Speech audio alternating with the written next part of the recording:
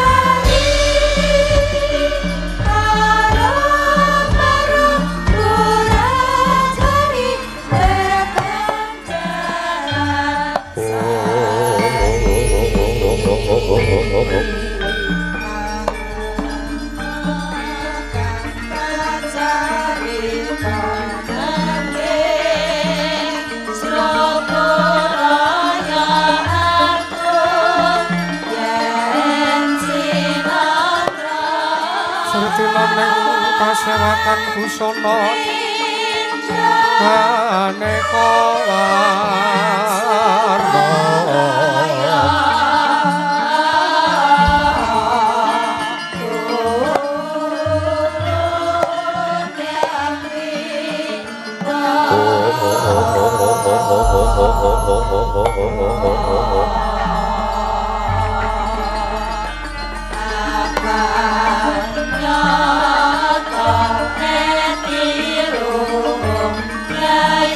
Puspita ning Udyono orang teng panik marata apra prabanya kang sumirat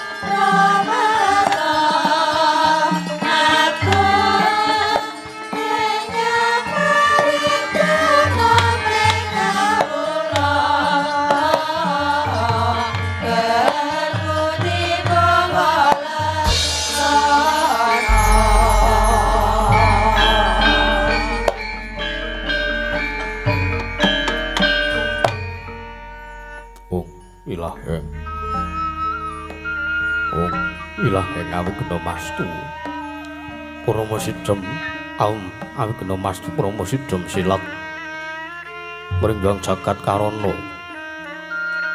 sirang tondo kawisisaning bisana sono sinawung langening kula wis tumaksa stantun lambang dudu jinandur tutur kadala tetula-tulat mling rabding parabdi winisuda traingkang dinama dama pinardi tameng lalata mangga tekap usananing guwita tawa renggeng merlambang matumba-tumba marmo panggung sang purwaning kota Sedebyar dumadining wayang Purwa pawakaning kandha narik tuting basa tungging dina ngemusu rasa yen laras saya karaos mulat sarewang rasa wani uruhing diri rasa rumangsang rumangsani lir jalma ngilo kaca jarweh wis nakup jaing jari tolo bejo wis kagelaran juring pagelaran ya Gusti Jawir amriksani pagelaran inggih Purwa Surya Candra Darum Yamangkarti Kawis Kunur Putra Tengkawoso Sahari Ratri Angitri Pawono Purwateking Tuksino Gilir Kemandi Temadati Pitanganing Sintino Sasi Warsi Windu Kang Daduk lantang karta mangkarta isin ramem buntoyo Jawa Pateng Kerempiata Tepadanging Mutu-mutu walang atuko Buronono yang Buronto Dado Benanan tanpa wijalan Padang tarawangan senari Sangyewang Renang Kang Sumber Bawani Jagat Punggeng Jagat Wetan tuk munggup-munggup Munggeng ngalengan wukir abang Perengangga Lambun kayak saya Andilat-dilato bumi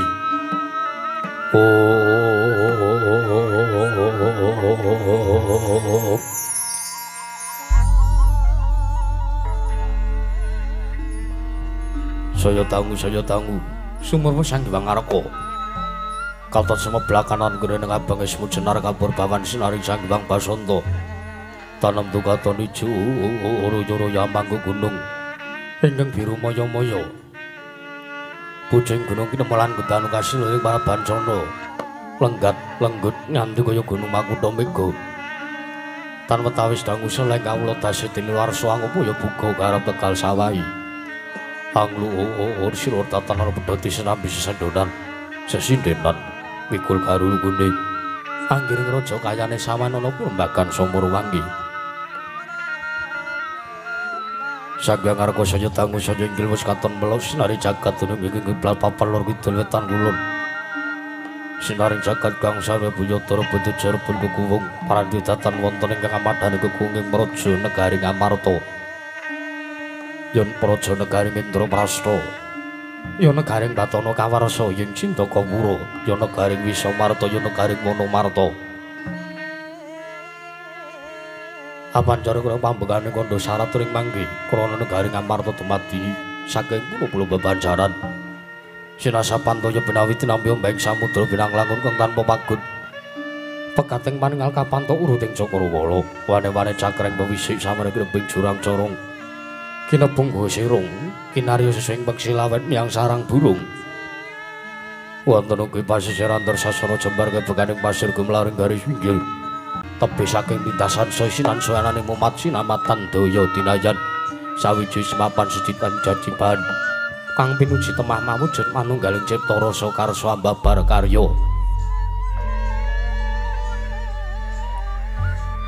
kenging binasake negaring Amarta nalika semono lagi manjik mring jaman kecana panjang punjung pasir pawukara jinawi gembah Ripakarta Tata Turtara Harja dasar guru kang gedhe bori padang jagat tidur kuku serta tatu kuncarane turta kasesring panca prajola sinten ta wau ingkang pareng astapa sareng adil bangsa negaring Amarta menangira den ucapna dosa namani sanata dosa 10 nama wis mestani aneng jejuluk Sang Nata Prabu Darmakusuma ya Sang Prabu Puntadewa ya Sang Nata Guna Talikrama ya Sang Prabu Darmawangsa ya Sang Prabu Darmaputra ya Sang Ajatasatru ya Sadadwija Kangka ya Sang Prabu Yudhistira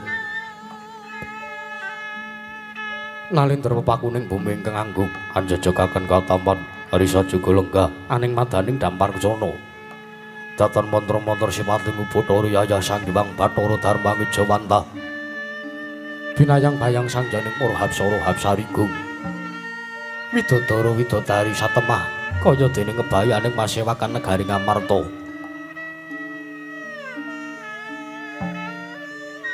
lasinten tengkeng pareng caket dene mangarsa muhung kadang nata saturing Jodipati ya saturing tunggal pawentang nenggih panenggahing Pandhawa kekasih Sang Raden Arya Werkudara ya Raden Bimasena ya Raden Bratasena ya Wijasena ya Kusuma Yudha ya Kusuma Dilaga ya Sang Gandawastratmaja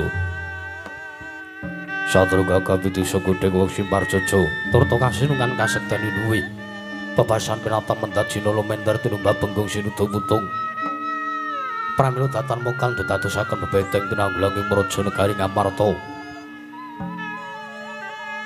sumambunging pasepan Irwamadaning Pandhawa Sang Raden Arjuna saturing Madukara ya Setya Margana ya Pamadaya Kumbang ali-ali ya Sang Kunti Wibasa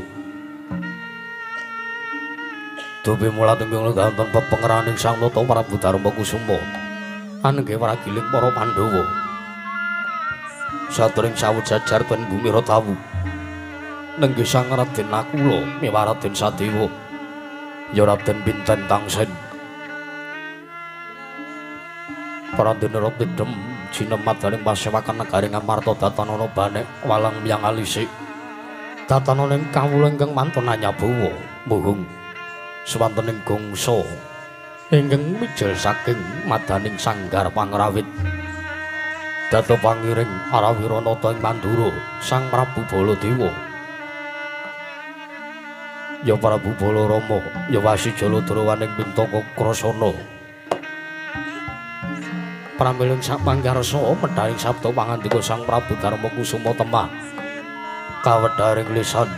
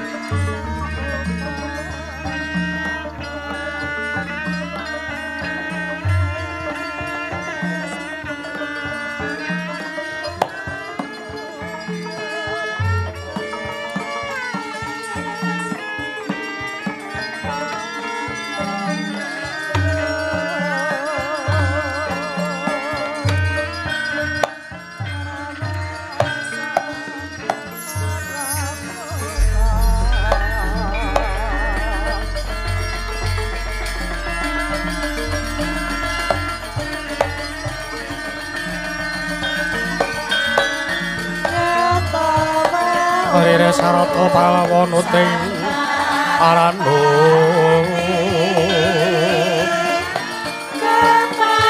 tresing karsane radening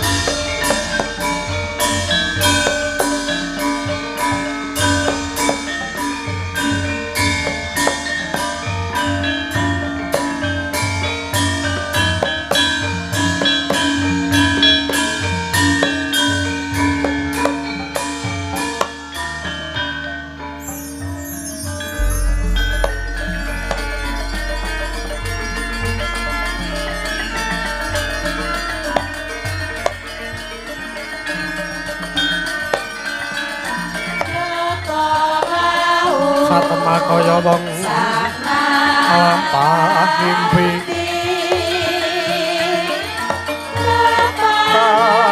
lamun dino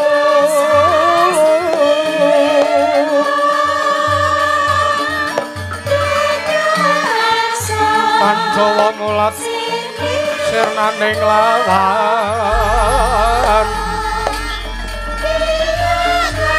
wong agung Ora kalepyan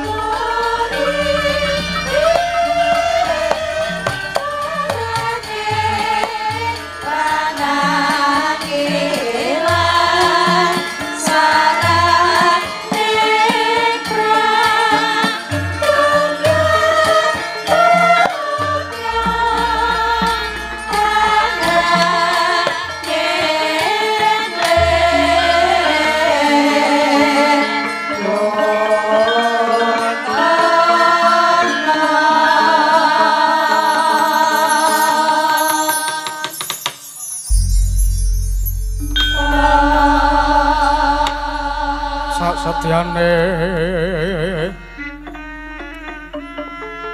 tanpa kadya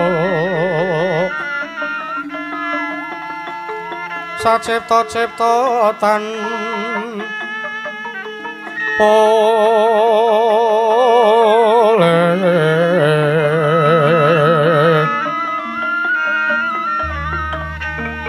kang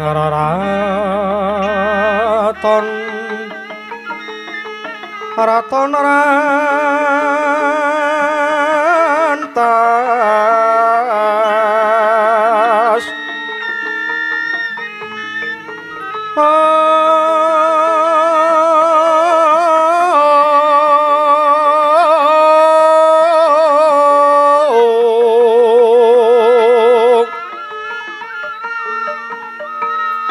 wong agung nesko mira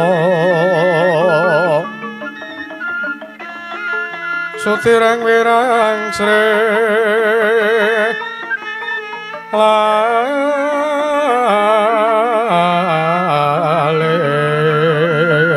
lales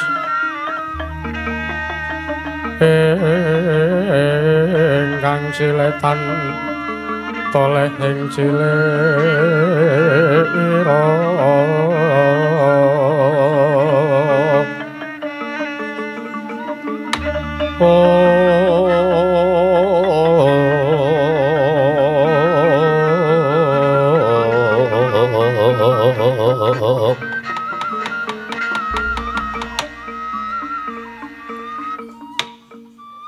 wong alim po lasan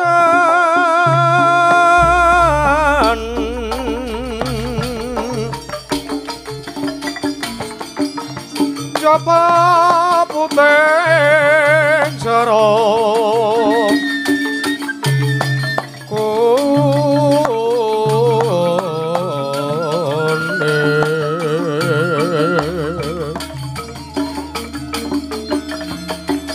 kejan momang sah maksiat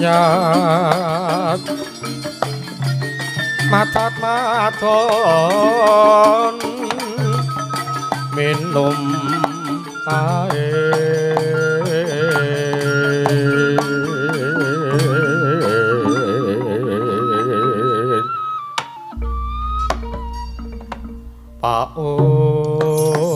paumpaan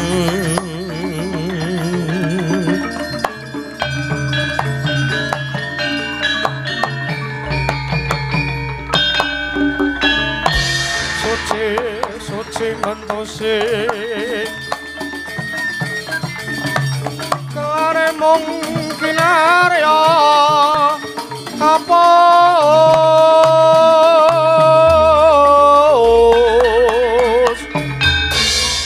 wadon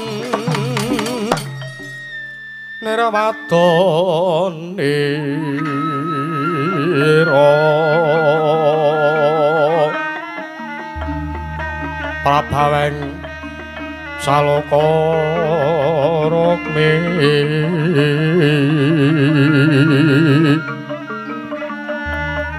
kabeh-kabeh mung marana tingalira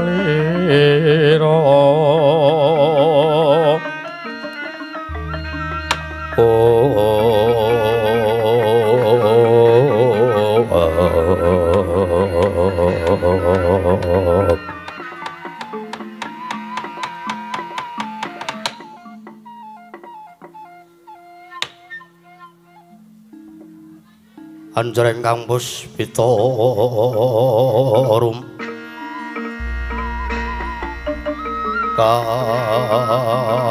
kasilireng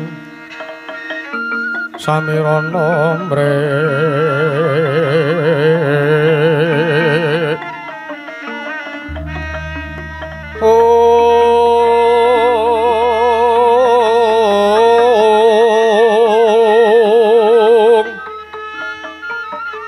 sakar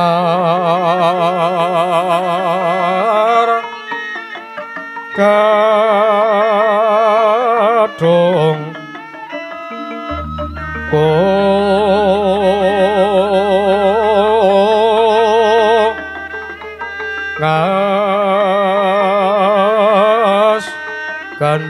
donya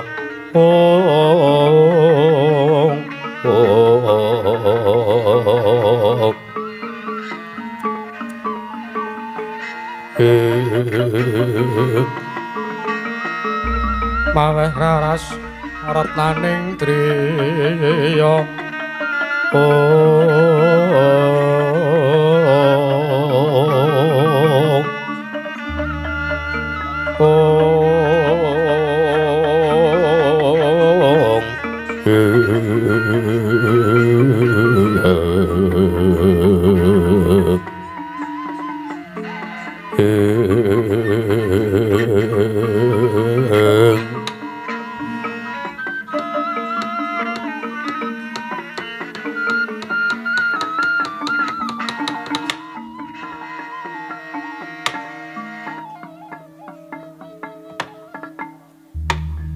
Niwang Agung muga ngayomana mring praja negari Indra Prasta sakukupanipun nun mangke Kanjeng Kaka Prabu Kanjeng Kaka Prabu Baladewa ing Mandura Kaka Prabu Balarama ngaturaken kasugengan pambagya Raharja Sarawuh paduka Kanjeng Kaka Prabu Baladewa ing Mandura anggenya sampun kestu rawuh wonten praja negari Indra Prasta menika Kanjeng Kaka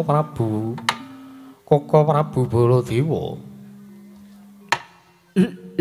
Ya jagat pangestu Karawayah upara jagat Patindra Jaladewaku. Nuri Kyai keparang padu Kyai Prabu Darma Kusumami cidhemateng wiswanipun ingkang raka ing Mandura. Arakanteng Mandura sawanipun wonten praja negari Ngamarta anampi pisungsung pambagya Raharja saking paduka Kyai Prabu Darma Kusuma babar pisan Kyai sawanipun arakanteng Mandura kinandhenan karaharjan tebih saking Rubeda cinaketna mring Karahayon mewah wilujeng pisranipun ingkang raka ing Mandura datan kantun kula ngaturaken salam taklimipun ingkang raka ing Mandura kunjuk wonten ngarsa paduka Kyai Prabu Darma Kusuma Yayaji. Inggih Kaka Prabu anggen paduka paring pasugata tuwin salam taklim wonten ngarsanipun ingkang rayi sampun katampi kinarya Sundaka Panglingga Murdha mawahana kabagyaning gesangipun ingkang rayi pun Darma Kusuma mboten langkung mugia kaskecak lenggah paduka Kanjeng Kaka Prabu Baladewa ing Mandura Kaka Prabu Balarama bayi Kyai sampun boten kerang paragewisanipun ingkang raka ing Mandura samangke wonten praja negari Ngamarta menika Kyai Prabu.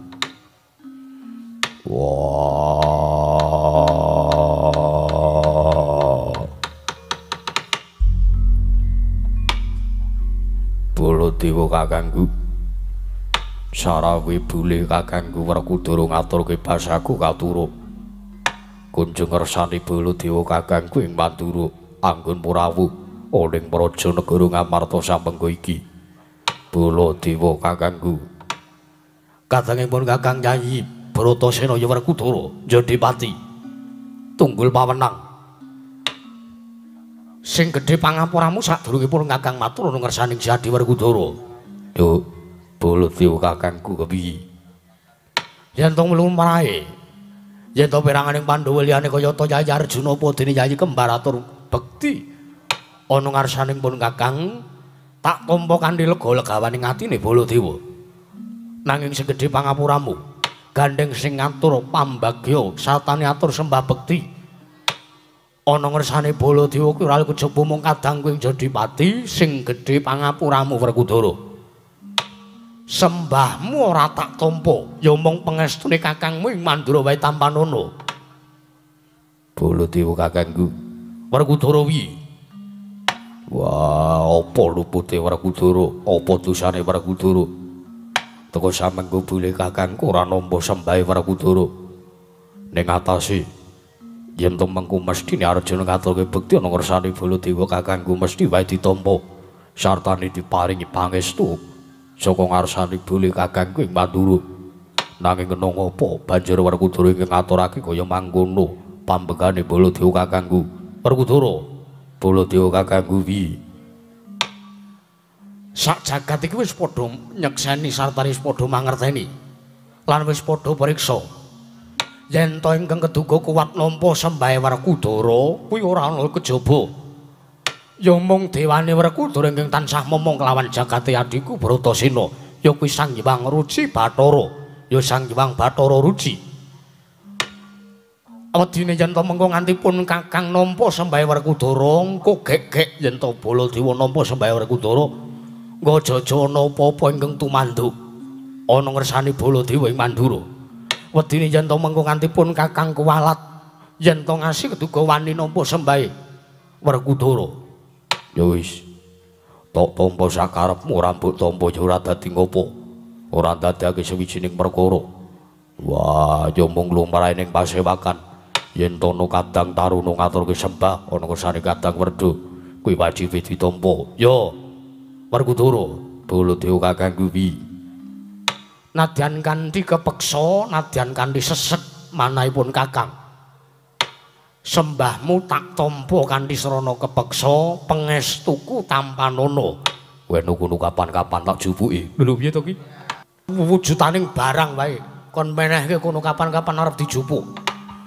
jeneng wong menehi pangestu yen to ora lair batin anggone nampa sengara isa ndayani marang uripe Werkudara nggone menehi pangestu tur meneh yen to aku njaluk supayane pangestu tak sekta selehke kono kapan-kapan arep tak jupuk jeneng pangestu kuwi ora iso mambu pangestu kuwi ora iso basa tak dadi ngopo yen to Werkudara ora nampa pangestune Baladewa ya sembahmu tak tampa kanthi lega-legawaning ati pangestuku tanpa nono tak gegem dadake jimat prayogana lungguh Baladewa kakangku ana ngersane barep kakangku ing Amarta iki boleh kakangku Koko Prabu kula ngaturaken sembah bekti kula kunjuk Koko Prabu kadangipun Kakang Yayarjuna ya tak tampa pangestunipun Kakang ing Mandura wae tanpa nono Permadi inggih sanget anggen kula pundi dadosna jimat mugi ndayani dhumateng kasantosanipun ingkang rayeng Madukara Koko Prabu ya Koko Prabu kula ngaturaken sembah bekti kula kunjuk inggih Koko Prabu kula ngaturaken sembah sungkem pangabekti kula kunjuk kadangipun Kakang Yayi kembar sawu jajar lan bumi retawu pinten tangsen ya tak tampa ora liwat pangestunipun Kakang ing Mandura wae tanpa nono Yayi sampun sanget anggen kawula pundi dadosna jimat mugi kasekecana rawuh paduka Kanjeng Koko Prabu ya Yayi kembar kaya wis ora kurang prayoga praptanipun Kakang sakmengko ning Prajanegara Ngamarta nakula sedewa nuwun mangke Kanjeng Koko Prabu sewu-sewu lepatipun ingkang rayipun Darmakusuma kula nyadhong dawuh den mbok bilih kepareng wanyendu dhumateng aturipun ingkang rayi mbok bilih kula kanggep kama wantun tuwin kula kanggep lancang anggen sak mangke sayekti kula namung badhe andhangu dhumateng rawuh paduka Kanjeng Koko Prabu nggih nyorawuh wonten para jenegare Ngamarta sajak ngemu wigati Koko Prabu saestu ingkang rayipun Darmakusuma sampun sawega nampi dawuh pangandika paduka Kanjeng Koko Prabu ing Mandura keparenga sak mangke paringa dawuh wonten ngarsanipun ingkang rayi pun Puntadewa ingkang rayi sumedya nampi nganglongaken jangga tuwin ilengaken karna mastuti sabda tama dawuh pangandika paduka Kanjeng Koko Prabu ing Mandura Koko Prabu Yayi Prabu kula nuwun panggih Bobilis kintanipun ingkang raka sampun dipun maring kekaludhangan tuwin Purbawasesa anggen kula kedah matur wonten ngarsa paduka Yayi Prabu Darmakusuma paripaksa kula kedah matur wonten ngarsanipun Yayi Haji inggih pramila nyoni dipalih lamugi tinibena saking Tulaksari ingkang raka pareng badhe majeng anggen kula sowan Yayi Prabu kasumanggaken Koko Prabu lalaramyan ingkang driya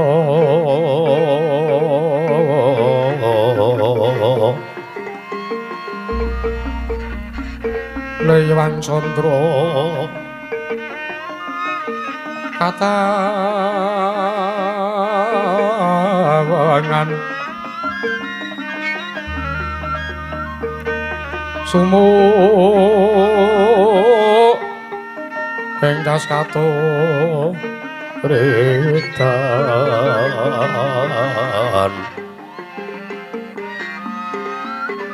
limo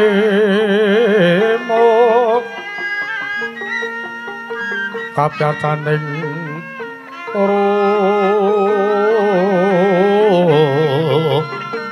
ojek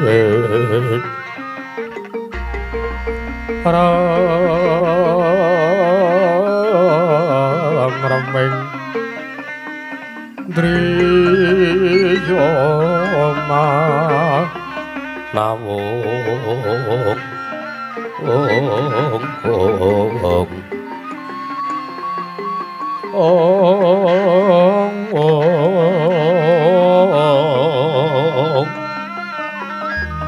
kekuwung nyewang wisesa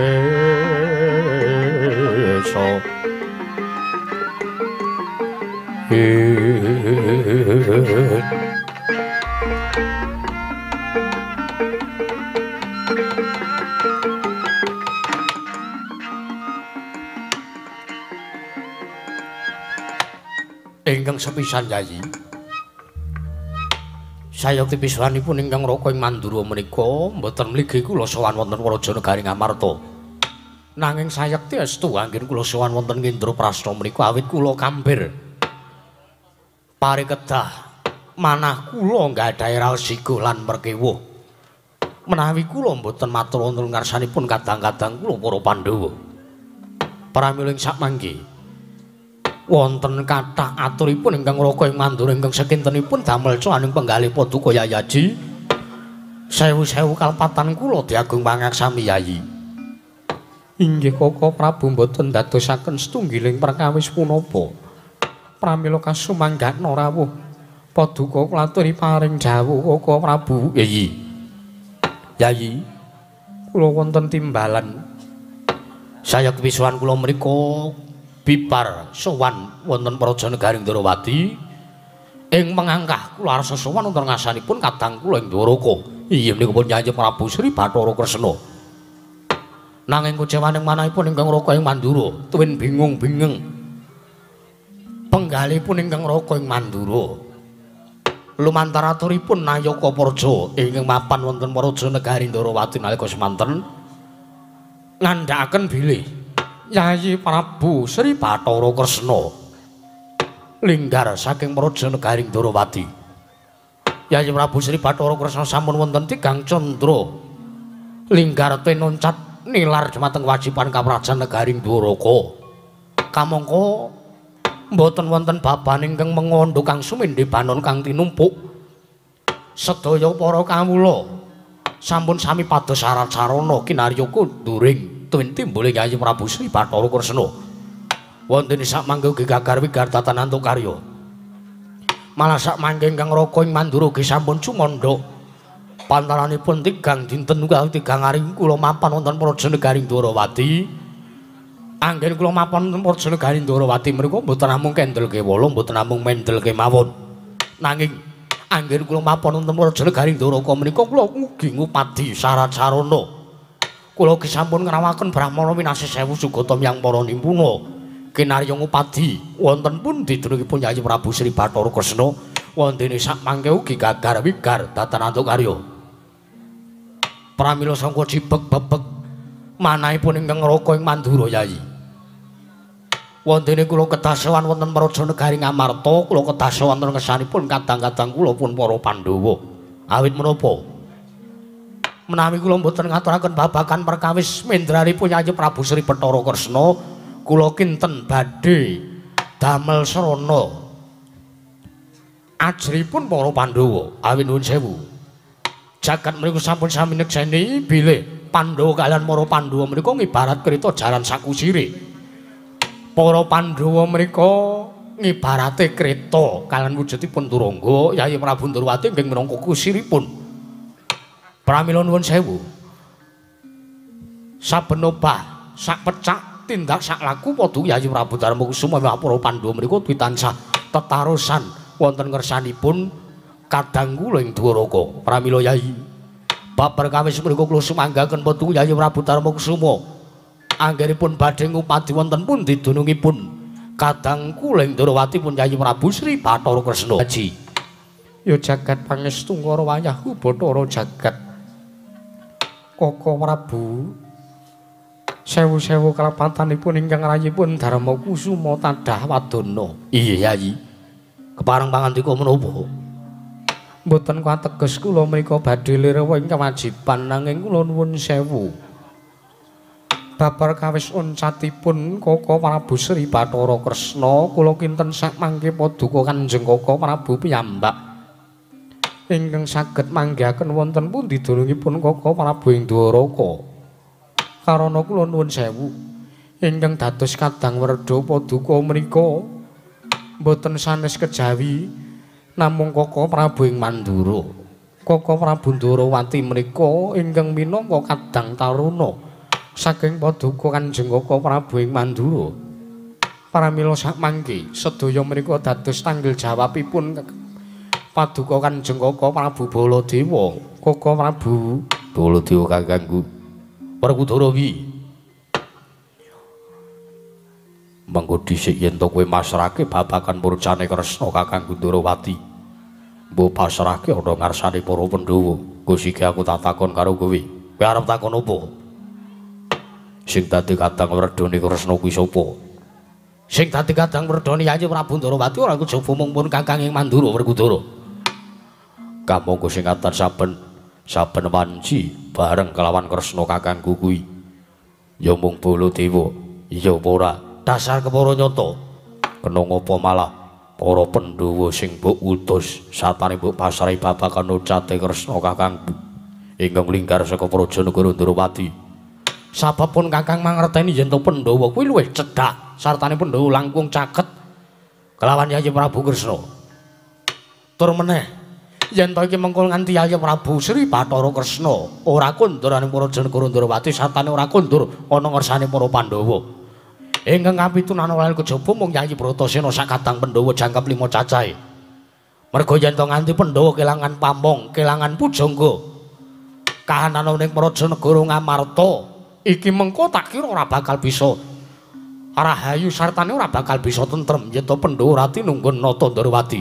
Gusti sing dadi ratu ning negara Ngamarta kuwi Puntadewa apa Kresna. Teka Baladewa ngendika sing kaya ngono. Sing dadi nalindra ning Praja Negara Ngamarta ora kejaba ya mung Yayi Prabu Puntadewa kadang ing Ngamarta. Nanging kena ngapa? Baladewa omong yen to ngasih Kresna ora bali ning Praja Negara Ndrawati, kanan Praja Negara Ngamarta ora bakal iso tentrem. Wah. Aturmu ingkang kaya mangkono mau padha karo Baladewa kakang wis ngempukke watu ngatoske banyu.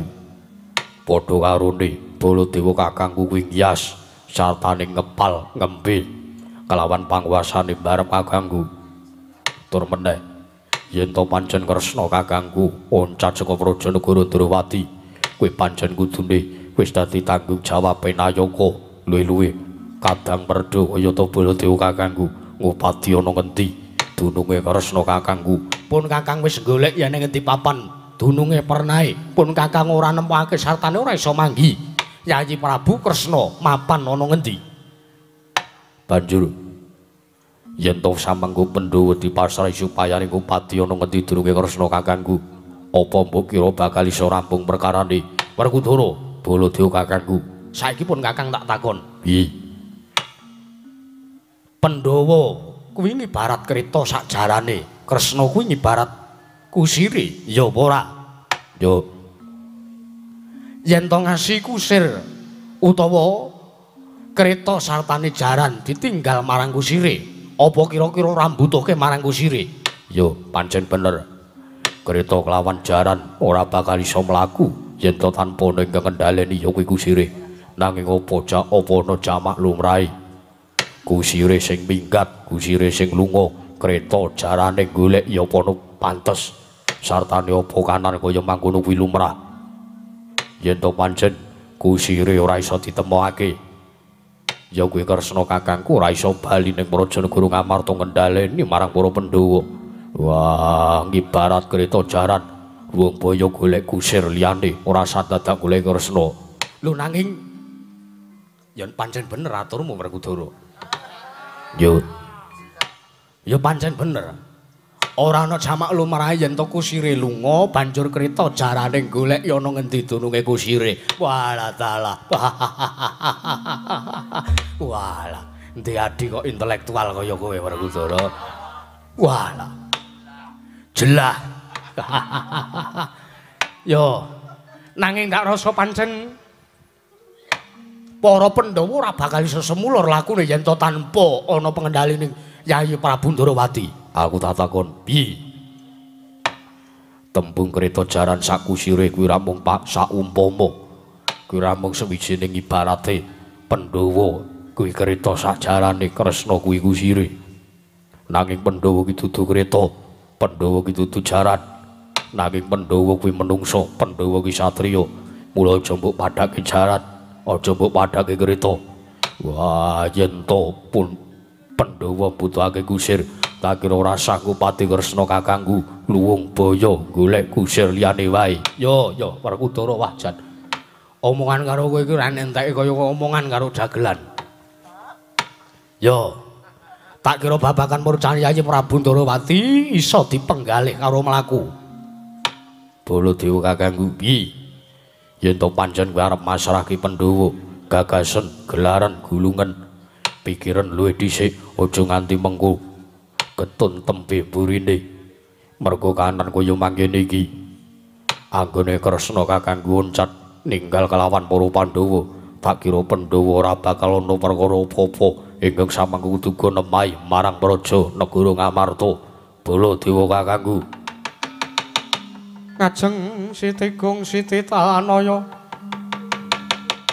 majeng datan pasusila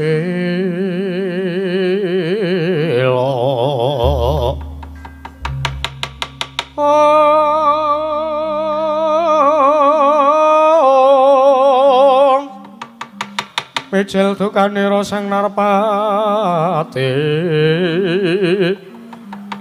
ponang korot kanan riwe kumri wis bocah ing rawis yen sinapeta marang sagedheng murad dadi dahana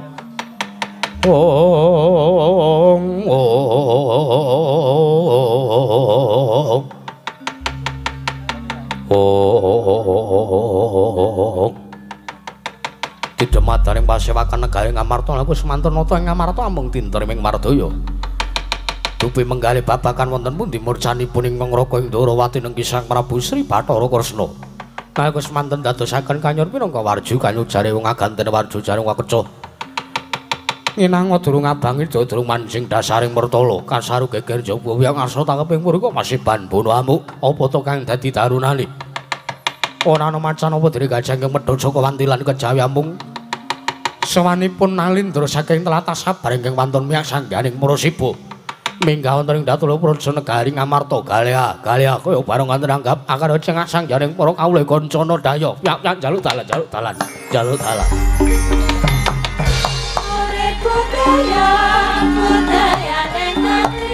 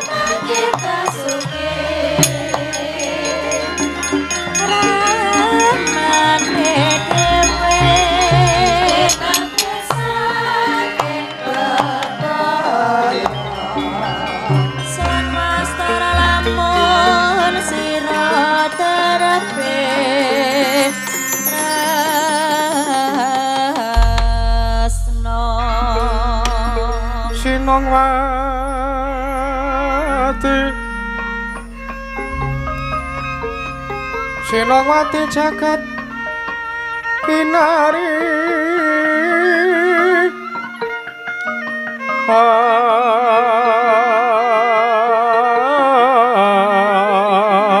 among mbak lumembah ombak ing samudra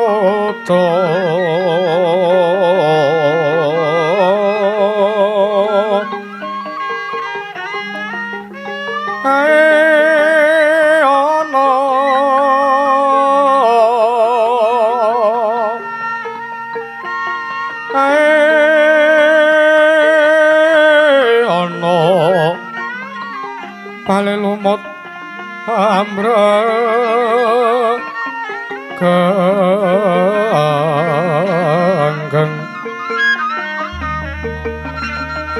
awita dedenjengan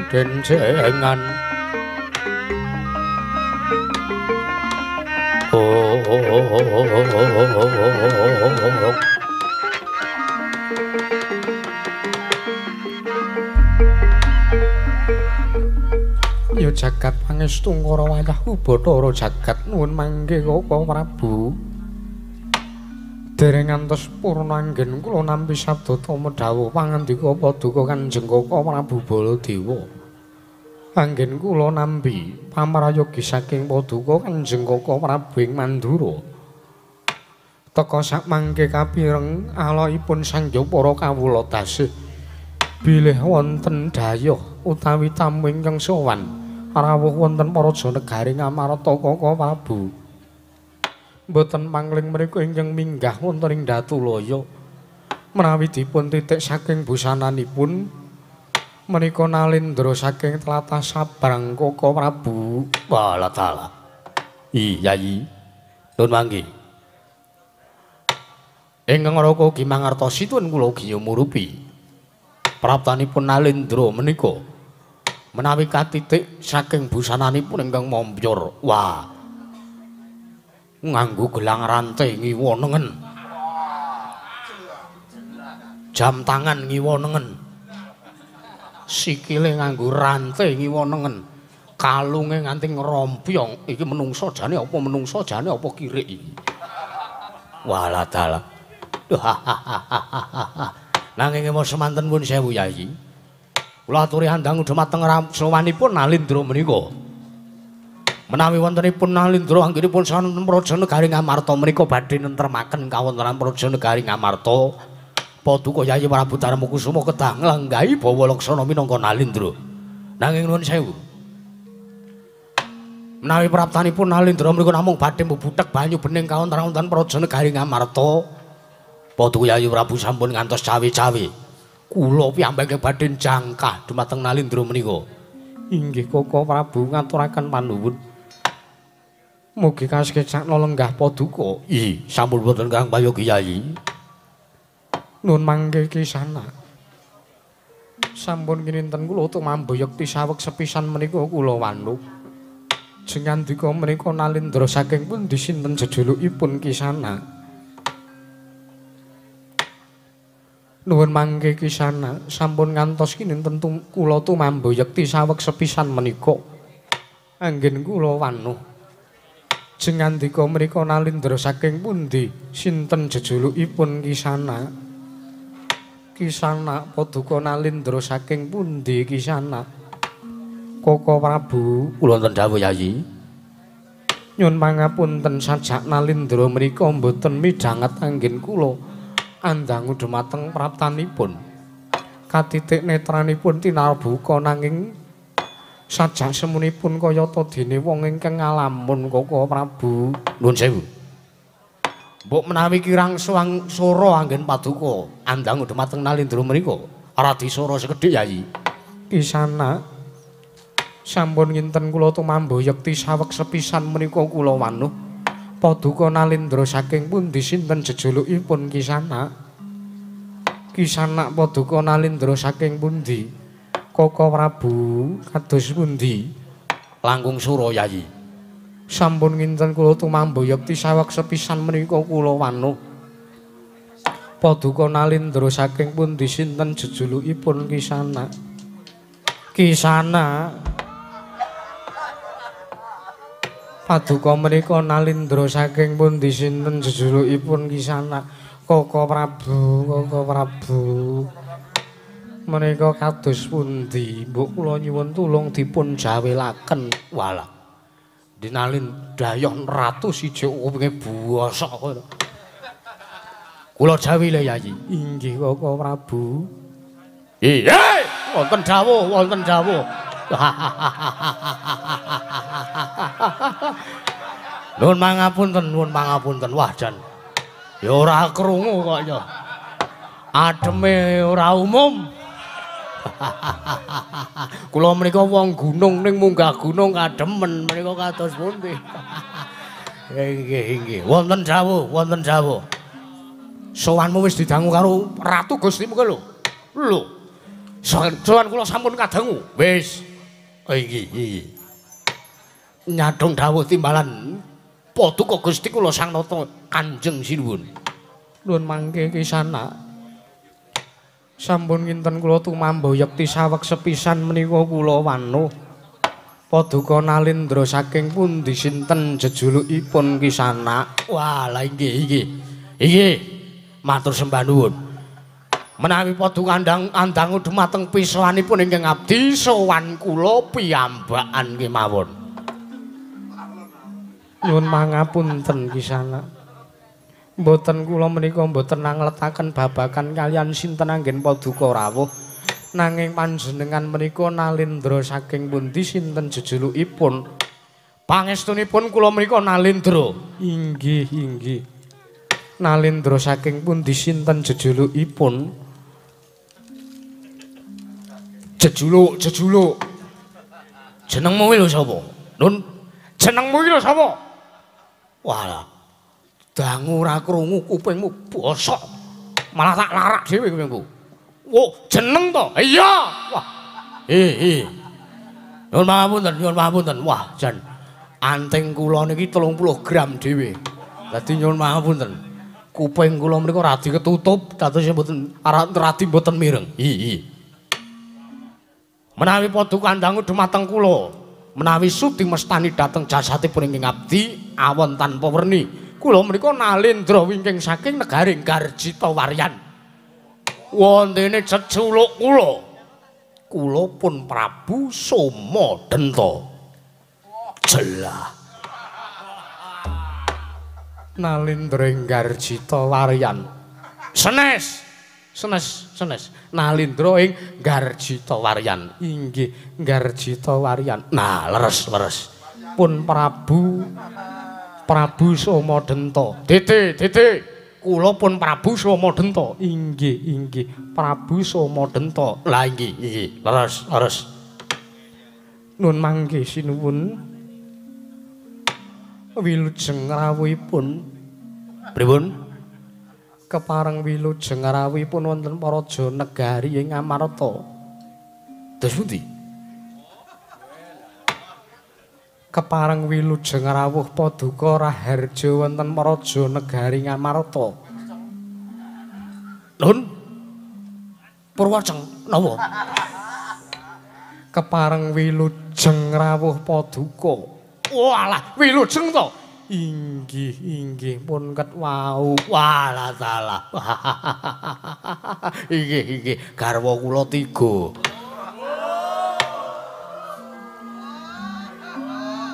Koko Prabu menika kados pundi? Pun kajenge mirak modar dhewe. Anggepe apa? Didangu ora krungu kupinge. Wilujeng rawuhipun sinuwun. Pangestu dalem paduka Kanjeng Sinuwun kepareng wilujeng sowan kula. Kepareng kula ngaturaken sembah bekti kula konjuk sandhap padha paduka Gusti kula Sang Rata Sinuwun ing Amarta. Inggih. Lajeng nuwun sewu ambek bilih kanggep kama wantun.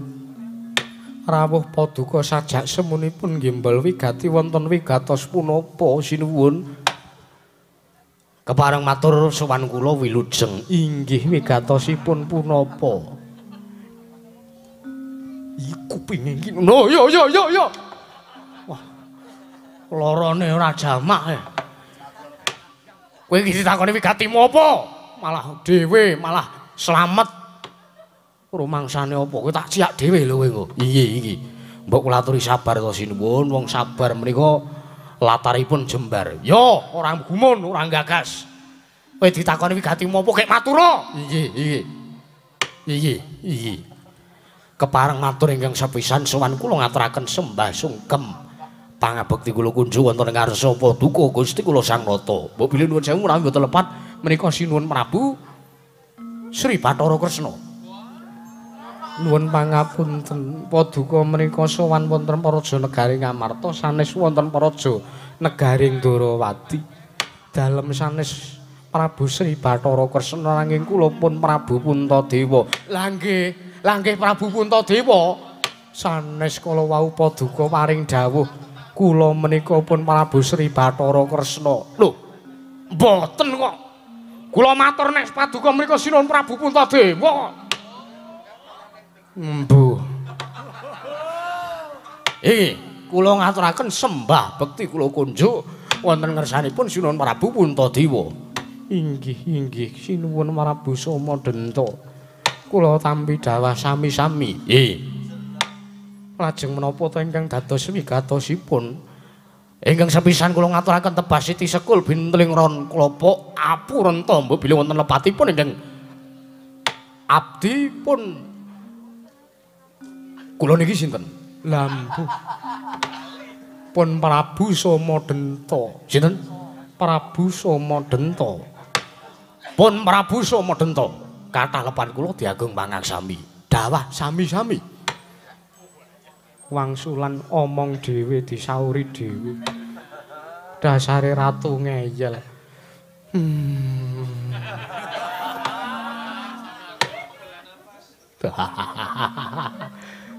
Wah, nganti ngelus dodo Yayi Prabu.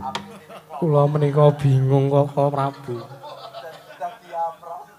Nembe sepisan menika pikantuk dayoh, mongko sajakipun kados bolot mekaten menika. Wonten wigatosipun ingkang abdipun Sumadenta sowan wonten Praja Negari Ngamarta menika sepisan tetinja dumateng kararjanipun para satriya Ngamarta inggih menika pun para Kurawa. Nuwun sewu satriya Ngamarta menika Pandhawa sanes kok Kurawa. Lah nggih Pandhawa. Inggih. Lah nggih. Dungkap mongko kalih. Sowan kula mriku mboten saking pikajengan kula piyambak. Nanging sowan kula mriku dapur dipun utus dening Ratu Gusti kula. Nalendring marang raja. Inggih Ratu Gusti kula ingkang jejuluk Prabu Gagak Sinampar. Nuwun mangke Prabu Sumadenta. Kados pundi? Paduka menika Nalendra Enggarjita Waryan. Nanging kenging punapa teka paring dawuh bilih rawuhipun wonten mriki dipun utus dening Ratu Gusti. Paduka menika Nalendra nanging taksih gadhahi sesembahan. Nyun pangapunten kepareng kula badhe nyuwun priksa menapa negari Paduka Enggarjita Waryan menika negari jajahan sinuwun. Nuwun mangke. Menawi Paduka paring dawuh babagan negari kula negari jajahan menapa mboten saestu negari kula sanes negari jajahan.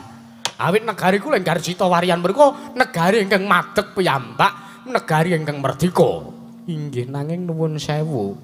Menawi salah satunggiling Nalendra anggadhahi sesembahan menika sagedipun sebat Nalendra negari jajahan. Mboten. Negari kula menika mboten negari jajahan, nanging pancen estu kula inggih Nalendra Enggarjita Waryan menika dados Nalendra tetelukanipun Prabu Gagak Sinampar, Nalendra marang raja. Lah inggih menika naminipun negari Paduka menika negari jajahan. Mboten, Bah. Kula menika pun matur negari kula menika sanes negari jajahan. Paduka menika sampun ngantos ngeyel lho, Prabu Duryudana. Prabu Puntadewa. Nggih, Prabu Puntadewa maksud kula. Walah. Negari kula mriku madeg piyambak. Wis. Mbang tak suwek cangkemmu mengko. Nggih. Matur. Nggih. Matur apa pilih mati? Matur. Matur apa perlune? Ditata, lahir batine diselehke. Nggih. Ngestaken dawuh. Nyun mahapunten. Wah, ngantos entek ati kula. Tekan pundi leh kula matur wau. Inggih nuwun sewu panjenengan ingkang matur kok kula ingkang dipun suwuni priksa. Oh inggih. Kula menika sowan dipun utus dipun dawuhi dening Ratu Gusti kula Nalendra Parangraja pun sinuwun Prabu Gagak Sinampar. Wontene menapa ingkang dados wigatosipun sepisan kula badhe nyarosaken bilih Ratu Gusti kula Nalendra Parangraja menika inggih menika pun Prabu Gagak Sinampar menika Nalendra gagah pideksa. Nalendra ingkang wengis sinten kemawon ingkang gadhahi kalepatan boten nyawang menika mitra rowang kekadanganipun piyambak antawisipun Prabu Gagak Sinampar menawi gadhahi kaluputan tumrap kaprajan negari ing Parangraja badhe dipun patrapi Pidanapati. Ambok menika namung nyolong gedang badhe dipun patrapi Pidanapati. Ambok menika namung nyolong tela badhe dipun patrapi Pidanapati. Ambok menika nerobos lampu merah badhe dipun patrapi Pidanapati. Lajeng ingkang korupsi punggawa-punggawa negari wonten negaring Parangraja badhe dipun Pidanapati mboten namung dipun kunjara 2 taun setengah meneh. Adilipun wonten pundi? Lah nggih wonten mriku niku. Nanging nuwun sewu. Agungipun praja negari ing Parangraja menika dereng ageng. Jernyatanipun ngibaratipun tetembungan negari ing Parangraja menika ayom nanging dereng ayem. Agung nanging dereng ageng. Ayom nanging dereng ayem, mewah agung nanging dereng ageng. Menika namung dipun wolak-walik. Lah nggih, sengaja kula sengaja. Inggih. Awit sabab menapa? Awit dipun sababaken dening Ratu Gusti kula pun Sinuhun Prabu Gagak Sinampar menika ingkang dereng mengku suwijining garwa. Dereng mengku suwijining prameswari. Dereng mengku suwijining wanita ingkang kinaryon jejeri keprabonipun Sinuhun Prabu Gagak Sinampar wonten kedhaton negaring Parangaraja. Pramila sakmangke sowan kula wonten Praja Negari Ngamarta menika kula namung dipun utus dening Ratu Gusti kula.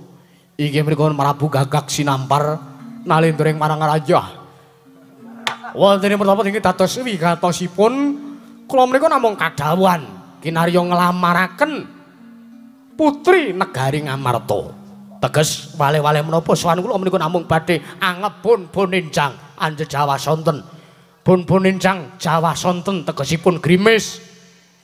Grimis menika tegesipun kula namung badhe ngemis. Ngemis dumateng putra putri Paduka Gusti kula Sang Nata, putri Ngamarta inggih menika wonten sajawi namung garwa ing Ngamarta inggih menika pun Dewi Wara Drupadi. Nuwun sewu. Dereng ngrampetaken kula matur panjen kabyawara kacarita putri Ngamarta pun Dewi Wara Drupadi menika estu garwa prameswari Praja Negari Ngamarta. Nanging Dewi Wara Drupadi garwa saking Sinuhun Prabu Puntadewa menika wujudanipun mboten sami kaliyan wujudan Tremos. Anu napa menika? Ning nuwun sewu. Maksud kula Nalendra Ngamarta menika nadyan to garwanipun dipun suwun gandeng Nalendra Ngamarta pun Prabu Puntadewa menika kondhang ratu ingkang getihé putih. Ratu ingkang ikhlas lahir lan batos. Aja kok bondo donya, aja kok derajat pangkat kalungguhan panguwasa. Utawane negara Ngamarta nadyan to gesangipun Prabu Puntadewa piyambak badhe dipun pasrahaken dumateng sinten kemawon dumateng tiyang sanes. Kanthi syarat sarana damel sarana katentreman lan kabagyaning tiyang sanes ingkang nampi triman saking Sinuhun Prabu Puntadewa menika wau. Pramila aja meneh kok bojo. Nadyan uripe bakal dipasrahake. Pramila sowan kula namung kinarya lidah sinambung saking Ratu Gusti kula pun Prabu Gagak Sinampar. Sowan kula badhe anglamar dumateng garwa Paduka. Saestu menika padhang arep padhang mburi. Tinimbang mengki dados regecekan. Tinimbang mengki dados pangudara dados rasanan para Pandhawa, kula tak bloko bilih kula badhe nglamar garwa Paduka njeng sinuwun. Menawi dipun maringaken kula ngaturaken panuwun ingkang kathah. Nanging menawi mboten dipun paringaken kula nyuwun mangapunten. Menapa Paduka Sinuhun Prabu Darmakusuma sampun siaga angadepi Wadyabala saking negaring Parangaraja. Ingkang sakmangke duka badhe ngebiyuki bathang sayuta dumateng Praja Negari ing Ngamarta menawi Paduka mboten sagah maringaken tuwin mboten kestu maringaken ingkang garwa inggih menika pun Dewi Wara Drupadi. Kula aturi jaga jagang sing jero. Kula aturi damel beteng ingkang kandel. Kula aturi amatah senopati ingkang nggadahi tenaga linuwih. Kula aturi amatah senopati ingkang Birawa. Kula aturi matah senopati keduga saged ngimbangi kridanipun Wadyabala negari ing Parangaraja. Sumangga. Caca montap lerek kinentap duka yayasinipe. Netra kocak ngondara andir.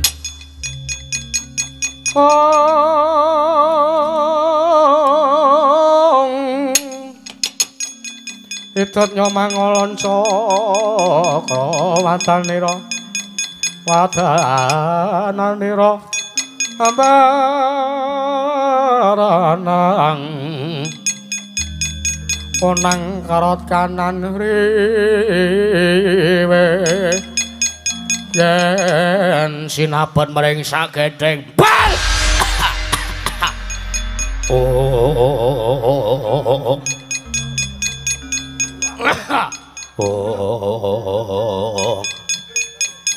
manus maring jajalanan sekretaning bawana iblis lanat menungso ora tatanan. Sumadenta nuwun mangke ingkang jumeneng wonten ngajenganipun ingkang abdi Garjita Waryanipun Prabu Sumadenta. Paduka sinten sinuwun? Tepung yen to kowe pancen durung tepung lawan aku iki kadang werdani Yayi Prabu Darmakusuma. Lekno mripatmu gatekno gobokmu aku ratu ing Mandura. Nata Mandura ya aku iki Prabu Baladewa. Paduka Prabu Baladewa nalendring Mandura. Dasar kemara nyata. Wonten wigatos menapa sinuwun? Wondene paduka andhepani dhumateng pisanipun ingkang abdi. Gusti. Ucapmu sing kari dhewe mau piye? Ucapmu sing kari dhewe mau piye? Kowe muni yen to Yayi Prabu Darmakusuma ora masrahake Yayi Waradrupati. Ana tanganmu kowe ngomong nek negara Ngamarta kon jaga jagang sing jero, gawe beteng sing kandel, senopati-senopati sing digdaya kon maju kabeh. Anggepmu kowe iki apa? Anggepmu kowe iki apa? Lah kok teko kowe saning tanah Jawa lek cacangmu sak geleme dhewe kaya ngono. Walah keparat Sawadenta wonten dawuh. Kowe ngerti apa ora? Iki Nalendra. Iki Nalendra, Yayi Prabu Darmakusuma sesembahanmu iki. Sing sowan ning ngarepmu iki. Iki Nalendra. Lah kok garwa Prameswari negara Ngamarta tok jaluk arep mbok lamar rabene karo ratu Gustimu sing jenenge Prabu Gagak Sinampar, anggepe apa? Nuwun sewu. Kondhanging kathah sami nyebataken bilih Prabu Puntadewa menika Nalendra ingkang lila legawa ikhlas lair lan batos. Aja kok bondo donya, aja kok uripe dhewe. Aja kok gesangipun Prabu Puntadewa piyambak nadyan nyawa badhe dipun masrahaken waton damel sra kabagyaning tiyang sanes. Langkung-langkung menika namung garwa, langkung-langkung menika namung wanita. Kula kinten menawi sinuwun Prabu Puntadewa, Pak Prabu Puntadewa pados wanita sanes, pados utawi badhe gayuh widodari kula kinten badhe kelampahan. Pramila kula kinten menawi namung Dewi Waradrupati kemawon kula kinten badhe dipun masrahaken dumateng ngarsanipun ingkang abdi. Piye? Kowe muni piye? Garwa Nalendra kuwi saben-saben iso dipasrahke karo wong baen-baen kaya dedapuranmu kuwi. Ratu Gustimu sing jeneng Prabu Gagak Sinampar kena arep nggayuh wanita kena.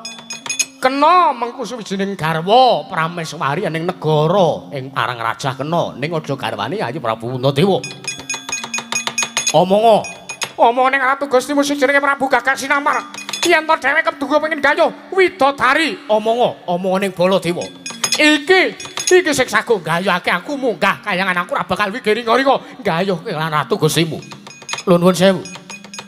Ratu Gusti kula pun Prabu Gagak Sinampar menika tresna gandrung kelawan garwa ing Ngamarta. Pramila saged mboten saged mboten isa parikedah Dewi Waradrupati kula boyong wonten Paraja negari ing Parang Raja. Gusti, yen to sing mbok lamar kuwi dudu bojoning Nalendra, upamane sing mbok lamar kuwi bojone bakul mie ayam, ngono ora dadi perkara. Ora dadi perkara, mergo kuwi kawula cilik, kuwi dudu Nalendraning Praja. Nanging iki ratu. Kowe aja sakeleme dhewe ngucap. Nuwun sewu. Menawi paduka badhe mepalangi dhumateng karepipun ingkang abdi pun sumadenta, kula mboten badhe ajrih. Kula mboten badhe mahelu. Sriyatanipun nuwun sewu. Kula menika sowan wonten Praja negari Ngamarta. Kula mboten sowan wonten Praja negari pundi? Mandura, negari Mandura nalendranipun sampeyan. Pramila nuwun sewu najan kaya gedhog-gedhog byok sing sok nggusah manuk. Pangandikanipun Prabu Baladewa. Nadyan sekranjang koplak aturipun nata ing Mandura, mboten badhe kula gugu, mboten badhe kula paelu. Nanging kosok wangsulipun nadyan to sak kelimah pangandikanipun Ratu Ngamarta Prabu Puntadewa badhe kula agem sinuwun. Yo. Nek ngono pancen kowe wangkut. Kowe ora kena tak kandhake. Ora kena tak kandhani becik-becik. Kowe wis wegana mewarah, kowe wis nampik pitutur becik. Ora minggat sekepara gretel nggolo. Weh lah mati dening aku parah.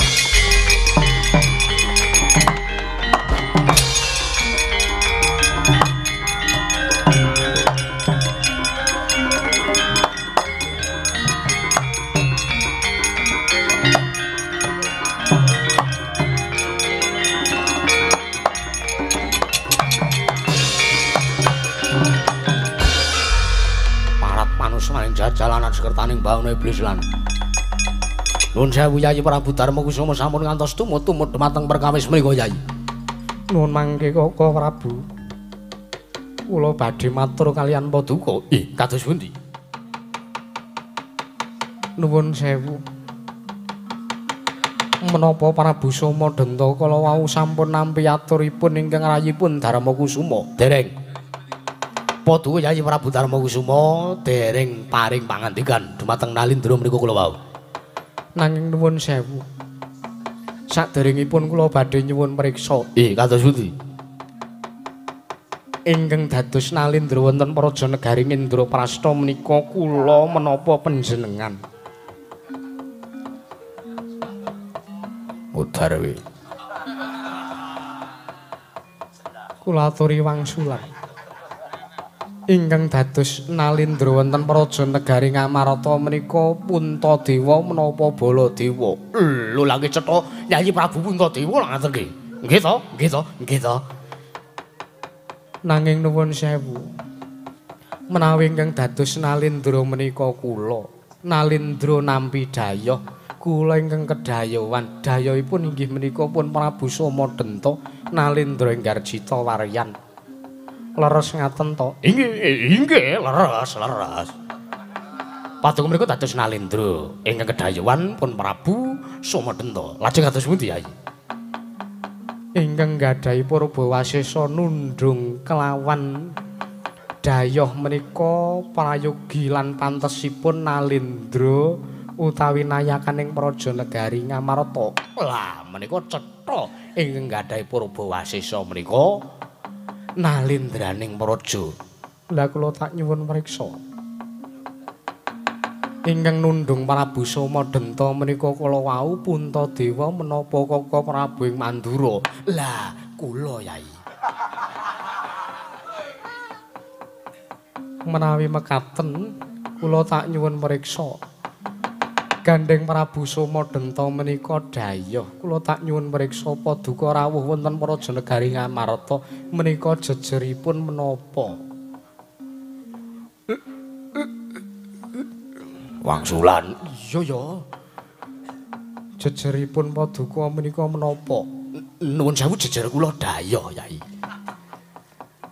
Nuwun sewu menapa pantes menawi dipun raosaken, menapa sae menawi dipun dulu. Ning atase dayoh kok ngundurke dayoh menika menapa trep? Nuwun sewu. Werkudara kowe ora ngentahi rembuku lho. Ora. Rembukan ya rembukana dhewe. Nuwun sewu.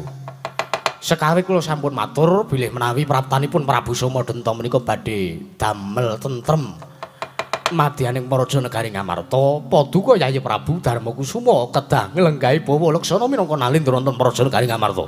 Inggih. Menika sampun sepakat. Inggih. Nanging menawi Prabu Somadenta menika praptanipun wonten Praja Negaring Amarta namung badhe mbuthek banyu bening kaunteran Praja Negaring Amarta. Paduka sampun ngantos cawe-cawe kula ingkang badhe temandang. Lah kamangka nuwun sewu.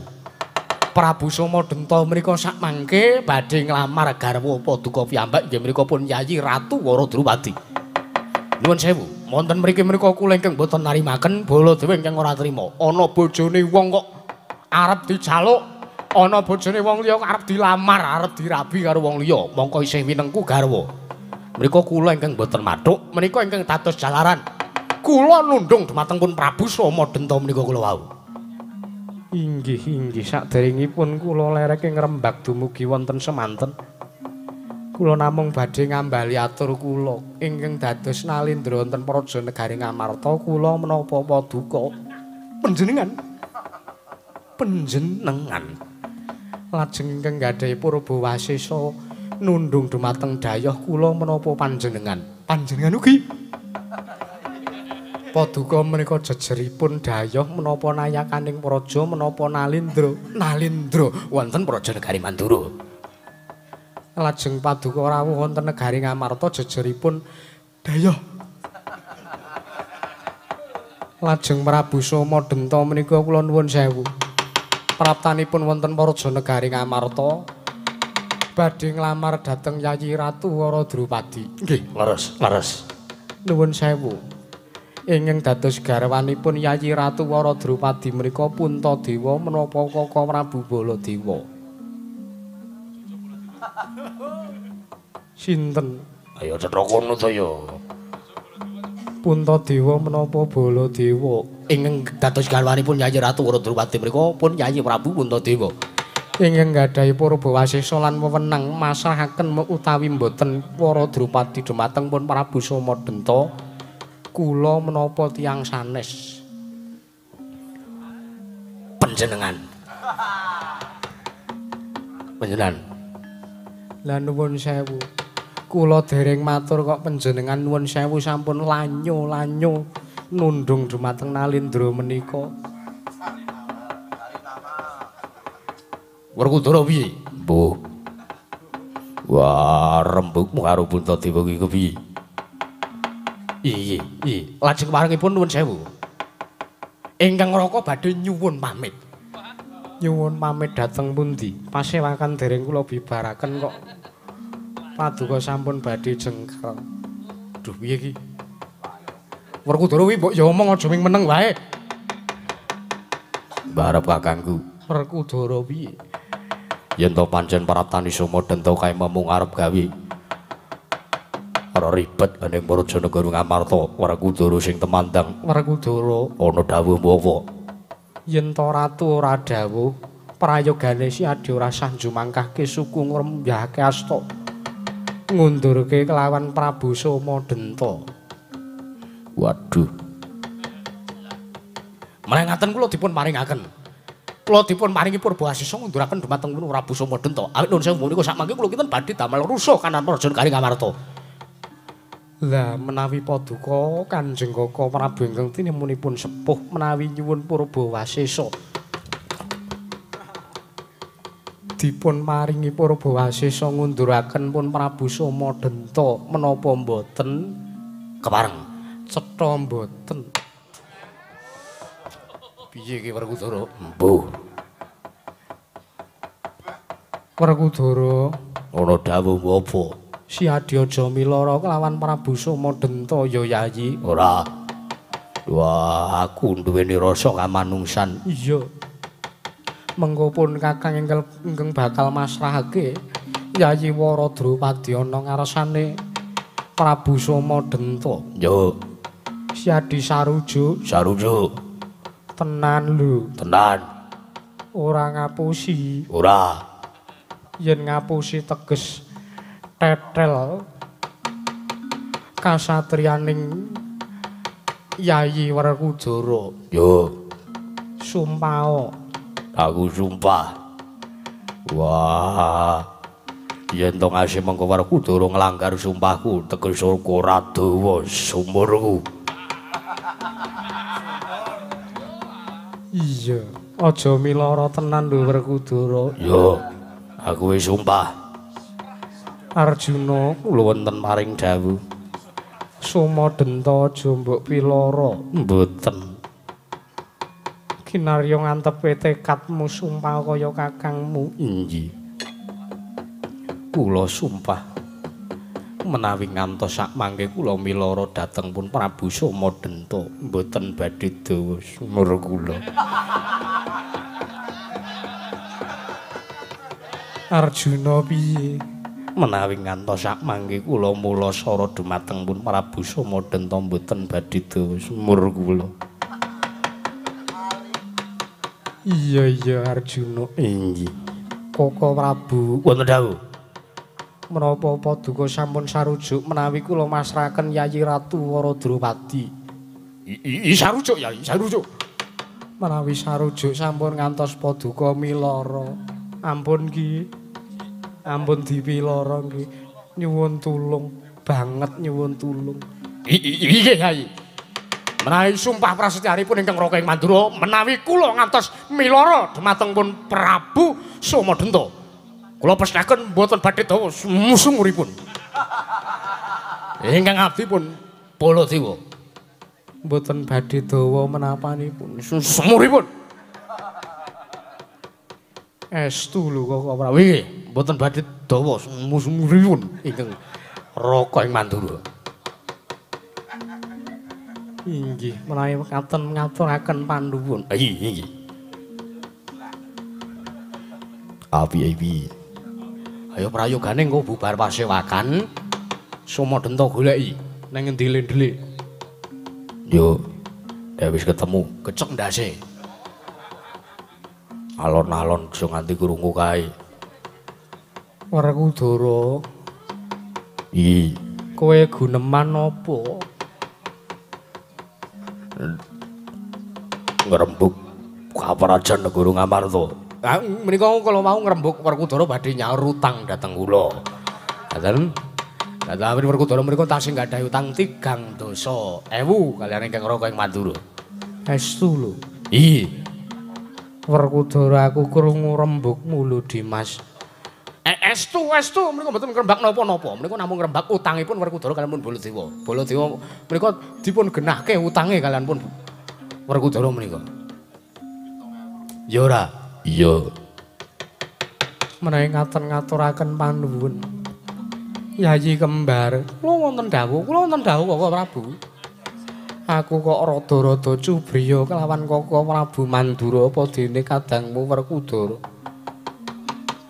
Yen to nganti mengko Siadi nyumurupi Werkudara apa dene Kaka Prabu Baladewa milara kelawan ratu kae mau maturana ngersaning pun Kakang Yayi. Inggih ngestaken dawuh.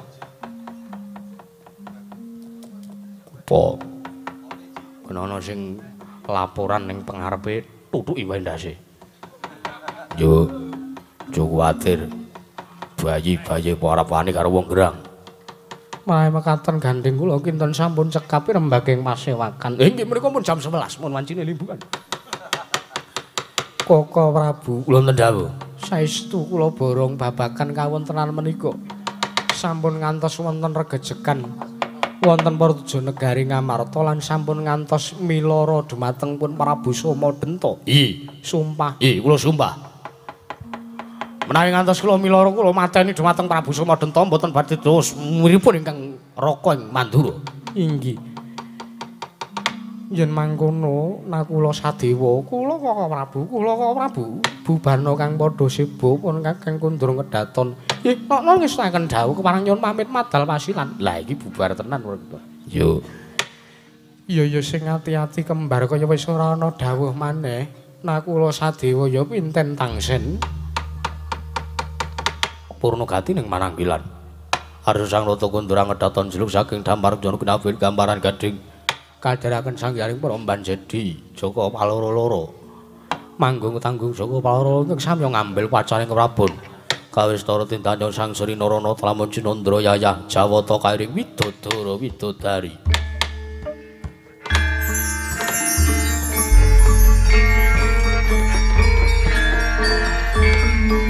Oh